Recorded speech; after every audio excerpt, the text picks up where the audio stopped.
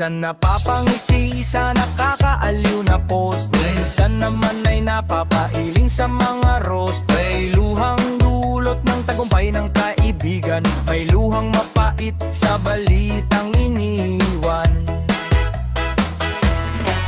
Everything under the sun parang nasa palad ko. Sa bawat score ko'y may bago akong natutuklasan. Sa saya't lungkot ng mundong ginagalawan, ikaw ang tila bintana ng bawat karanasan. Facebook, ikaw ang ultimate.